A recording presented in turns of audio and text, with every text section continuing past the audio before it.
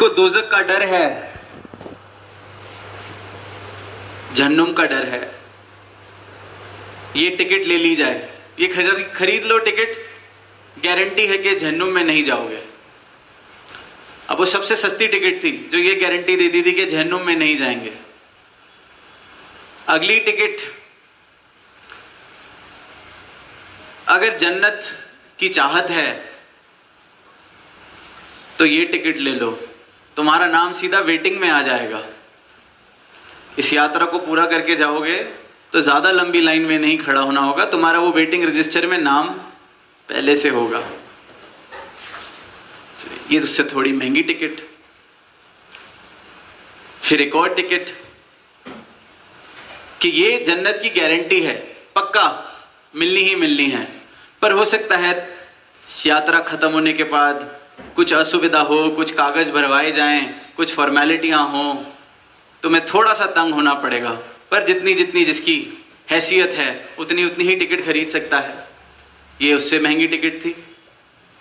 अब अगली टिकट थी सबसे प्रीमियम, सबसे टॉप, प्लैटिनम जिसको कहा जाता है दुनियावी भाषा में।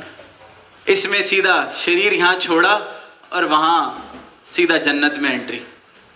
अपने सीधा रूम में चेक इन होगा, सामान उठाने भी कोई तुम्हारे को वहाँ मिलेगा, कोई टेंशन नहीं किसी बात की। बढ़िया काम चल रहा है, जिस शहर में जाता अपनी अपनी हैसियत के हिसाब से बंदा टिकट ले लेता। जिस बंदे को विश्वास भी नहीं होता था वो भी सोचता था गलती से सच्ची बात निकली तो नुकसान ही क्या है, टिकट ही तो लेनी है, ले लेते हैं। ऐसे ही कुछ विश्वास करके, कुछ ये अधबचूदे विश्वास से, और कुछ बस एक जैसे इंश्योरेंस कराई जाती है कि क्या पता सच हो, अपना क्या जा रहा है, थोड़े से ही पैसे लगते हैं, ले ले। बढ़िया कारोबार अच्छे से चल रहा, खूब पैसे इस इंसान ने कमा लिए, अच्छी दुनिया, अपनी ज़िंदगी अच्छी काट रहा था। अब एक दिन रात को 3-4 लोग आए उसके घर पर। एक ने सर पर बंदूक रखी, दूसरे ने घर को लूटना चालू किया, तीसरे ने भी कहा कि भाई बड़े पैसे कमा चुका है, ज़रा इसका अच्छे से घर लूटा जाए। अब घर को लूटता देख रहा है वो इंसान जो जन्नत की टिकट बेच रहा था। पहली ही चीज बोलता है कि खौफ खाओ, जहन्नुम में जाओगे, क्योंकि सीधी सी बात है, इंसान को डराना है, जहन्नुम में जाएगा, नरक में जाएगा। खौफ खाओ, तुम्हें डर नहीं लगता? मेरे जैसे खुदा से मिलाने वाले को तुम लूट रहे हो, डर नहीं लगता? नरक में सड़ोगे। वो कहते हैं उसकी चिंता नहीं है, प्लैटिनम टिकट हम खरीद चुके हैं, उसकी चिंता अब तुम छोड़ो। साथ संगत, जहां चाहिए ही परमात्मा, इसलिए काम जब पूरा हो जाए तो फिर परमात्मा किसको चाहिए, भक्ति किसको चाहिए, जीवन में बदलाव किसको चाहिए, काम बना आगे चले। और वहीं जब संतों का जीवन देखते हैं, जब सही मायनों में परमात्मा आता है, जीवन में क्रांति घट जाती है। इंसान वो नहीं रहता जो वो पहले था, इस परमात्मा को, इस सत्य को जानने से पहले।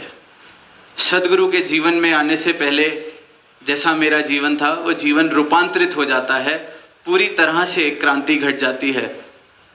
कैसी क्रांति? जिस जगह परमात्मा के साथ ये पाखंड का रिश्ता खत्म हो जाता है, परमात्मा के साथ ये झूठ के दावे खत्म हो जाते हैं, परमात्मा को लेके जो मेरी समझ है, परिभाषा है, मूर्खों वाली, अज्ञानता वाली, अंधकार वाली, वो खत्म हो जाती है। और कौन सी परिभाषा मिलती है? जैसा ये है वैसे का वैसा, हूबहू, और वो भी रूबरू मिलता है। ऐसी क्रांति, अपनी पहचान मिल जाती है। संसार के सारे काम करता हुआ भक्त इस परमात्मा में रहता है। संसार की सारी उपलब्धियां प्राप्त करते हुए इस परमात्मा के साथ रिश्ता कायम रहता है। संसार में रहते हुए परमात्मा में रहता है, परमात्मा में रहते हुए संसार में रहता है। ये दो अलग अलग अवस्थाएं नहीं हो जाती उसके लिए कि आज इस दुकान पर हैं, नोट गिन रहे हैं तो नोट में है, वहाँ कल मंदिर में, मस्जिद में किसी सजदे की जगह पे हैं तो उस कुछ चंद घड़ियों के लिए वहाँ पे हैं। वहाँ फिर ग्राहकी में भी परमात्मा में है, तराजू तोल रहा है तो भी परमात्मा में है, नोट गिन रहा है तो भी परमात्मा में है, लाखों के करोड़ कर रहा है तो भी परमात्मा में है। और यहाँ भी तो ये संसार और परमात्मा को अलग अलग करके नहीं देखते ये भक्त कि परमात्मा कोई साधन है, ऐसे नहीं सोचते। ये अज्ञानता वाली सोच है, ये अज्ञानता वाला नजरिया है कि परमात्मा एक साधन है, एक मीडियम है, एक टूल है किसी चीज को पूरा करने का, कहीं तक पहुंचने का, कोई साधन है किसी मंजिल को प्राप्त करने का। भक्तों को, ब्रह्म ज्ञानियों को ये इस बात का बोध हो जाता है कि परमात्मा अपने आप में ही मेरी मंजिल मकसूद है, मेरी मंजिल है। ये परमात्मा ही साधन नहीं है, साध्य है। ये अवस्था सत्य वाली, ये अवस्था जहाँ अज्ञानता मिट जाती है, जहाँ फिर ये धर्म के नाम के जितने अंधविश्वास हैं मेरे मन में, परमात्मा के नाम पर जितने भ्रम हैं मेरे आसपास, सब खत्म हो जाते हैं।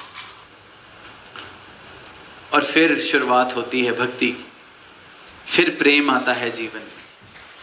क्योंकि इससे पहले प्रेम कैसे आएगा? जब इतनी लेन देन जहां चल रही होगी वहां बेचारे प्रेम को जगह कहां मिलेगी? कैसे बेचारा दिन में आएगा प्रेम करने? प्रेम जरा सा आने की कोशिश करता है, वहां संसार की 100 चिंताएं आ जाती हैं, वहां ये पाखंड, ये डर आ जाता है। किस प्रकार से फिर जीवन में प्रेम आएगा? किस प्रकार से फिर ये परमात्मा मिलेगा? क्योंकि कहा है कि जिन प्रेम कियो तिन्हीं प्रभ पायो। तो प्रेम तो तभी हो सकता है जब ये भ्रम खत्म हो, जब लगता हो इस एक की, अविनाशी की, जब जाना जाए। जब जानेंगे तभी तो भ्रम मिटेंगे, जब जानेंगे तभी तो पता चलेगा अच्छा बात किसकी हो रही है। जब जानेंगे तभी तो ये बात समझ आएगी कि कितनी मूर्खता वाली काम कर रहे थे, इससे सौदेबाजी, इसको ढूंढने कहां कहां जा रहे थे। अब ये अवस्था सदगुरु की कृपा से जीवन में आती है, ये दर्शन इन आंखों को होते हैं, ये कल्याण इस आत्मा को होता है। ये बात फिर समझ आती है कि परमात्मा साधन नहीं है। और फिर यही आवाज भक्त जन, संत जन, महापुरुष सारे ही संसार को देते हैं कि और अब दे दर्शन कर लो, जान लो, छोड़ो भ्रम। सदगुरु मैनू शरणी लाया, भरम भुले का सब गवाया। मेरे खत्म हुए हैं भ्रम, मेरे खत्म हुए हैं भुलेखे, आपके भी हो सकते हैं। बड़ा आसान है। सारे ये जो जीवन भर के कर्म मेरे जो बिल्कुल ही सच्चाई से विपरीत थे, वो सारे सीधे हो जाते हैं। इतने सीधी राह को जो मैंने इतना उलझा रखा था, एक क्षण में सदगुरु सीधा कर देता है। तो परमात्मा की प्राप्ति की जा सकती है, इसके दर्शन किए जा सकते हैं, जाना जा सकता है। संसार के काम तो हो ही रहे हैं, हो ही जाने हैं। सदगुरु कृपा करते हैं, हमारी औकात से बढ़कर हमारे सारे काम होते हैं, हमारी लियाकत से बढ़कर हमारे सारे काम होते हैं। पर वो जूंगे वाली बातें हैं। मूल सौदा देने सदगुरु आया है, इसके दर तक पहुंचकर भी मूल से वंचित ना रह जाए, इसके दर पर पहुंच के भी, इसके पास आकर भी, ये दर्शन कर कर भी उस ऊपर के तल पर ना रह जाए। गुरसिख ज्ञान सरोवर विचों हीरे मोती चुंदा है वाले भाव जो हैं कि पानी में गहरा उतरना पड़ेगा। ऊपर ऊपर के तल पर तो संसार भी तैर रहा है, बिना जाने भी जो तैर रहा है, और जानने के बाद भी मैं ऊपर रह गया तो मैंने ज़्यादा क्या ऐसा पा लिया। ये सच जीवन में आया है, ये परमात्मा रूपी महासागर मिला है, तो इसके गहरे पानी में उतरे हैं। गुरसिख ज्ञान सरोवर विचों हीरे मोती चुंदा है, तो ये सच वाले मूल वाले हीरे मोती चुन सकें, ऐसा जीवन सबके हिस्से आए, यही अरदास दातार से प्रेम से कहना। नानक कारज।